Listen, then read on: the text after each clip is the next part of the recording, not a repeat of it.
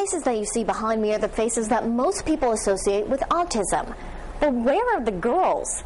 The truth is, only 1 out of 5 people with autism are female, so there aren't very many of them. With fewer voices to speak out, some people think they don't exist, but they do. Here's 5-year-old Faith Crawn and her family. Just look at this beautiful little girl with a mop of curly blonde hair. This is Faith. Hi. And she's always on the go. Mama, see me. She likes to swing Push me. and play with her little brother Will. But there's another side to Faith. It can come out sporadically and sometimes last for hours. What you're about to see isn't your typical I didn't get my way temper tantrum. This meltdown can be set off by anything, and this is what it's like to have a child with autism.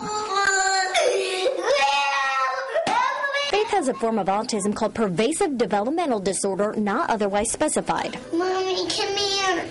I call it kind of the catch-all. She's not classic autism, she's not Asperger's, so she's kind of a little bit of both.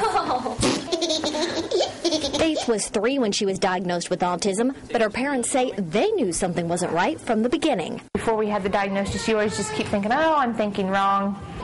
Things are going to get much better. She's going to outgrow this. In autism, you don't really outgrow. I mean, she's going to outgrow some of her behaviors and her traits and pick up new ones, but she's always going to have this.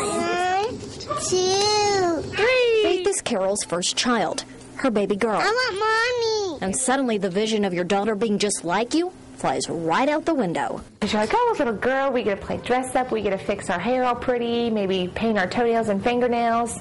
Tried that, doesn't work.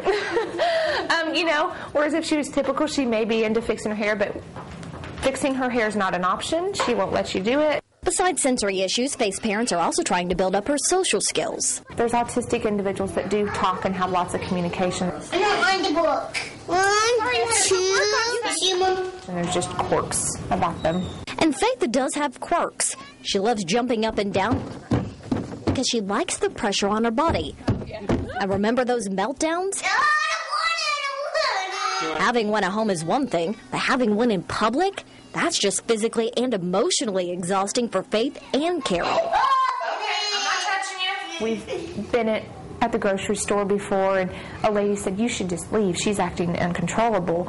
And I just looked at her and I said, you need to look up and research autism. But instead, she judged. And maybe you would have too. But now you know. Who's that? Sometimes behind the smiles and the meltdowns lies a much deeper story. In Terre Haute with photojournalist John Tim, Abby Walton, News 10.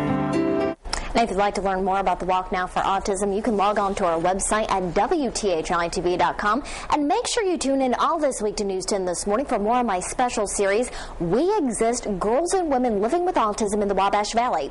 Coming up tomorrow, we'll take a look at a teenage girl and her family dealing with severe autism.